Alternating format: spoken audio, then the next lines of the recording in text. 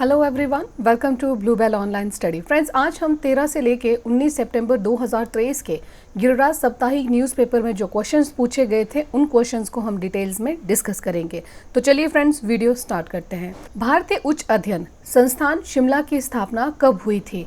इसका आंसर है 1965 ईस्वी में। Indian Institute of Advance Studies Himachal Pradesh के शिमला डिस्ट्रिक्ट में स्थित है और इसकी स्थापना मानव संसाधन मंत्रालय भारत सरकार के द्वारा सन 1964 ईस्वी में की गई थी। विकिपीडिया के अनुसार इसकी स्थापना 1964 ईस्वी में की गई थी, बाकी आप एक बार खुद चेक कर लीजिएगा। 1964 में इसकी स्थापना की गई थी और 1965 ईस्वी में इसने कार्य करना प्रारंभ किया था।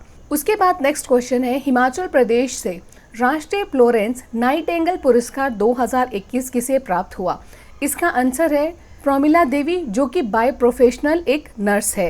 राष्ट्रीय फ्लोरेंस नाइटिंगेल पुरस्कार की स्थापना भारत सरकार के स्वास्थ्य एवं परिवार कल्याण मंत्रालय के द्वारा वर्ष 1973 ईस्वी में की गई थी। राष्ट्रीय फ्लोरेंस नाइटिंगेल पुरस्कार में नर्सों और नर्सिंग प्रोफेशनलों द्वारा उनके दिए गए सराहनीय सेवाओं के लिए उन्हें राष्ट्रीय फ्लोरेंस नाइटिंगेल पुरस्कार से सम्मानित किया जाता है।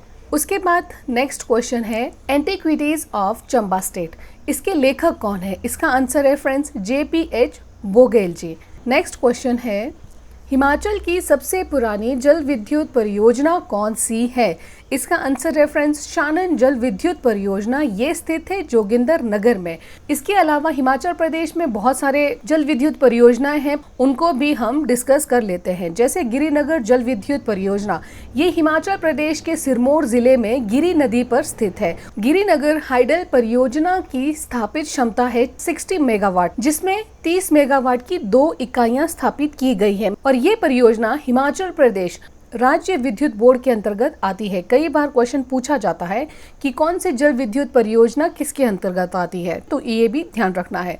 उसके बाद नेक्स्ट परियोजना है विनवा जल विद्युत परियोजना। इस परियोजना की स्थापित क्षमता 6 मेगावाट की है। बिनवा जल विद्युत परियोजना 3 मेगावाट की 2 इकाइयां हैं। बिनवा जल विद्युत परियोजना पालमपुर से 25 किलोमीटर तथा बैजनाथ से 14 किलोमीटर की दूरी पर स्थित है। उसके बाद नेक्स्ट परियोजना है लाहरजी जल विद्युत परियोजना। लाहरजी पनबिजली जल विद्युत परियोजना हिमाचल प्रदेश के डिस्ट्रिक्ट कुल्लू जिले में स्थित है। ये व्यास नदी पर बना है और इसकी स्थापित क्षमता है 126 मेगावाट। उसके बाद नेक्स्ट क्वेश्चन है, मंडी के किस राजा ने शिवरात्रि मेले को एक सांस्कृतिक त्योहार का स्वरूप दिया? इसका आंसर है सूरज सेन। राजा सूरज सेन का शासनकाल का समय था 1637 ईस्वी से लेकर 1664 ईस्वी तक। शिवरात्रि मेले के स्टार्टिंग के जो 2 दिन होते हैं वो लोको उत्सव के रूप में मनाया जाता है, जिसमें मंडी जनपद के लोक देवताओं की भागीदारी रहती है और मंडी शिवरात्रि को शैव के साथ साथ वैष्णव और लोकवादी स्वरूप प्रदान करने का श्रेय राजा सूरज सेन को जाता है। उसके बाद नेक्स्ट क्वेश्चन है, मनुष्य के बाद सबसे समझदार प्राणी किसे कहा जाता है? इसका आंसर है डॉल्फिन को। मानव के बाद जो सबसे समझदार जीव है वो डॉल्फिन है। डॉल्फिन मुख्य रूप से भारत में पाए जाते हैं और ये मुख्य रूप से समुद्र और नदियों में रहता है और इसके अलावा ये भारत की मुख्य नदी गंगा में पाए जाते हैं, जिसके कारण इन्हें भारत के राष्ट्रीय जलीय जीव भी कहते हैं। डॉल्फिन एक बहुत ही समझदार जीव है। ये पानी में कभी भी अकेला नहीं रहता है, ये हमेशा ग्रुप में रहता है। डॉल्फिन के हर ग्रुप के समूह में 10 से 12 डॉल्फिन को देखा जाता है। उसके बाद नेक्स्ट क्वेश्चन है, भारत का सबसे बड़ा गार्डन कौन सा है? इसका आंसर है जूलॉजिकल गार्डन अलीपुर, जो कि स्थित है कोलकाता में। जूलॉजिकल गार्डन अलीपुर, जिसे अलीपुर चिड़ियाघर या कोलकाता चिड़ियाघर के नाम से भी जाना जाता है, ये भारत का सबसे पुराना औपचारिक रूप से घोषित प्राणी उद्यान है। ये कोलकाता पश्चिम बंगाल में एक बहुत बड़ा पर्यटक आकर्षक का केंद्र भी है। इसकी स्थापना 1876 ईस्वी में एक चिड़ियाघर के रूप में इसे खोला गया था। जूलॉजिकल गार्डन अलीपुर विकिपीडिया के अनुसार 18.811 हेक्टेयर या फिर 46.48 एकड़ तक ये फैला हुआ है। उसके बाद नेक्स्ट क्वेश्चन है, भारत का नेपोलियन किस शासक को कहा जाता है? इसका आंसर है समुद्रगुप्त। समुद्रगुप्त गुप्त वंश का एक बहुत ही शक्तिशाली राजा था, जो चंद्रगुप्त प्रथम और कुमार देवी का पुत्र था। तो पेरेंट्स का भी नाम याद रखना है। समुद्रगुप्त चंद्रगुप्त प्रथम और कुमार देवी का पुत्र था। ये गुप्त वंश का बहुत ही शक्तिशाली राजा था। समुद्रगुप्त ने लगभग पूरे भारत को जीत लिया था। वे कभी भी किसी भी युद्ध में नहीं हारा था। इतिहासकार V.A. सीमत, इन्होंने उसे भारत का नेपोलियन कहा है। तो ये भी इम्पोर्टेंट हो जाता है कि समुद्रगुप्त को भारत का नेपोलियन किसने कहा है। तो इसका आंसर रहेगा इतिहासकार V.A. सीमत ने। उसके बाद नेक्स्ट क्वेश्चन है, शांति स्वरूप भटनागर पुरस्कार किस वर्ष आरंभ हुआ था? इसका आंसर है वर्ष 1958 ईस्वी में। ये पुरस्कार पहली बार वर्ष 1958 ईस्वी में प्रदान किया गया था और ये वैज्ञानिक और औद्योगिक अनुसंधान परिषद द्वारा हर साल प्रदान किया जाता है।